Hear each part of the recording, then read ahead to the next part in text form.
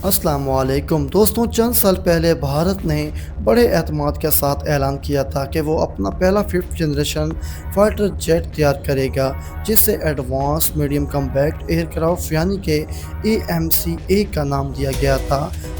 इस मंसूबे का मकसद सिर्फ एक नया जंगी तैयारा बनाना नहीं था, बल्कि भारत को इन चंद ममालिक की सफ में खड़ा करना था जो जदीद स्टेल्थ फाइटर जेट को डिज़ाइन और तैयार कर सकते हैं। लेकिन अब कई दफ़ा ये माहिरीन सवाल उठा रहे हैं कि क्या AMCA अपनी सर्विस में आने से पहले पुराना साबित हो जाएगा। जब 2019 में AMCA का मंसूबा सामने आया था तो मंसूबा ये था कि 2024 या 2025 तक पहला प्रोटोटाइप तैयार हो जाएगा, 2026 में पहली परवाज़ हो जाएगी और 2029 तक इसकी प्रोडक्शन शुरू की जाएगी। लेकिन आज सूरत ये है कि ये फाइटर जेट अभी तक प्रोटोटाइप स्टेज पर भी नहीं पहुंच सका।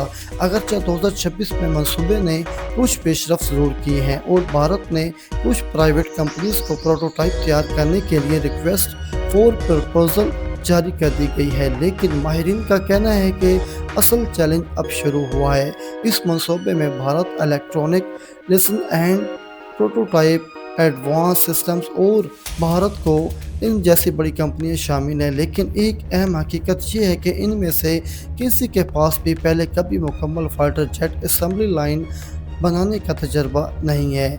और ट्रांसपोर्ट एयरक्राफ्ट और फाइटर जेट बनाना तो बिल्कुल मुख्तलिफ चीज़ें हैं, क्यों ना कि स्टेल्थ फाइटर जेट दुनिया के सबसे पेचीदा इंजीनियरिंग प्रोजेक्ट्स में शुमार होते हैं।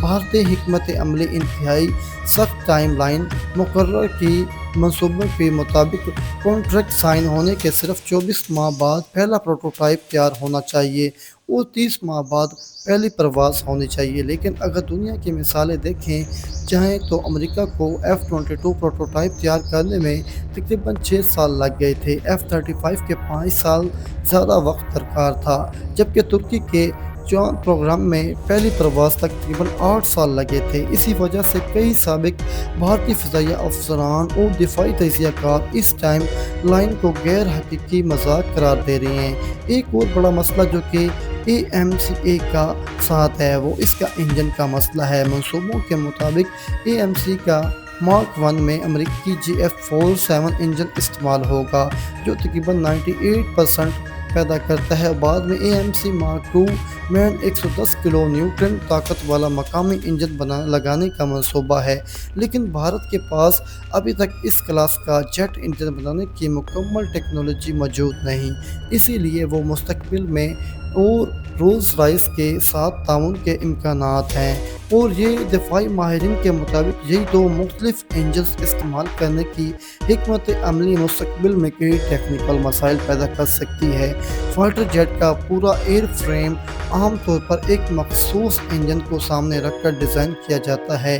अगर बाद में ज़्यादा ताकतवर इंजन लगा दिया जाए तो सिर्फ इंजन तब्दील नहीं होता, बल्कि exhaust, air attack, rate balance, flight control software, fuel system, cooling systems और कई दूसरे हिस्सों में भी तब्दीली करना पड़ सकती है और ये एक महंगा और वक्त तलब काम होता है। कुछ माहिरीन का ये भी कहना है कि मौजूदा GF-41 इंजन के साथ AMCA का 1 में वो खसूसियत मौजूद नहीं होंगी जो एक हकीकी फिफ्थ जनरेशन की पहचान समझी जाती हैं।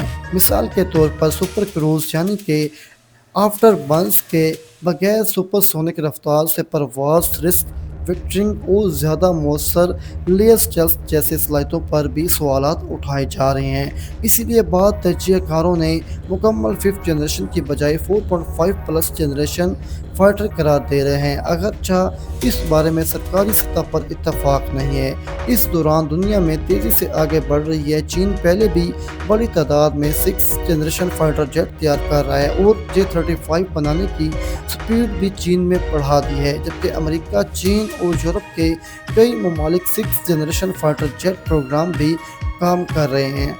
और शर्म की बात यह है कि इंडिया से कई गुना छोटे मुल्क पाकिस्तान कम बजट के साथ भी बहुत बेहतरीन स्ट्रेटजी के साथ काम कर रहा है।